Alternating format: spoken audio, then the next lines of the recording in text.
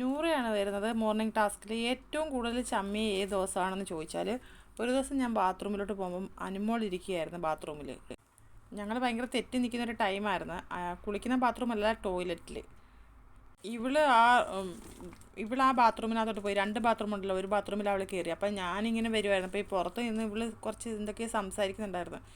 ഞാനാണെങ്കിൽ എനിക്ക് ബാത്റൂം പൊക്കോളാന്ന് വരുന്നു. ഞാൻ ബാത്റൂം ഓപ്പൺ ചെയ്ത് ഞാൻ ആകെ ചമ്മി നാറി. ഇവള് ലോക്ക് ചെയ്തിട്ടില്ലായിരുന്നു ബാത്റൂമിൽ.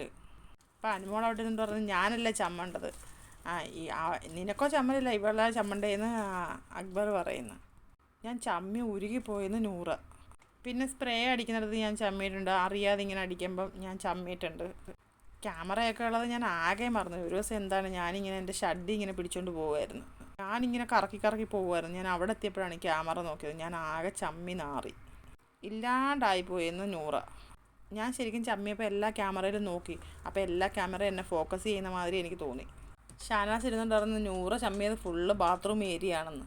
ഒരു ദിവസം അടുക്കളയിൽ ഞാൻ ആരും കാണാതെ വീണു. പക്ഷേ ക്യാമറ കണ്ടിട്ടുണ്ടാവുമെന്ന് നൂറ പറയുന്നു. അനുമോള് പറയുന്നത് ഞാനും വീണു ഒരു ദിവസം, അതും ക്യാമറ കണ്ടു കാണുമെന്ന്. ഞാൻ നല്ലൊരു വീഴ്ചയായിരുന്നു, ക്യാമറ കണ്ടു കാണും, പക്ഷേ വേറെ ആരും കണ്ടില്ല എന്ന് പറഞ്ഞിട്ട് നൂറ പറഞ്ഞ് നിർത്തുകയാണ്. അപ്പോൾ അടുത്തൊരു ലൈവ് അപ്ഡേറ്റുമായിട്ട് വരാം. എല്ലാവരും എൻ്റെ ചാനലൊന്ന് സബ്സ്ക്രൈബ് ചെയ്യണേ, സപ്പോർട്ട് ചെയ്യണേ.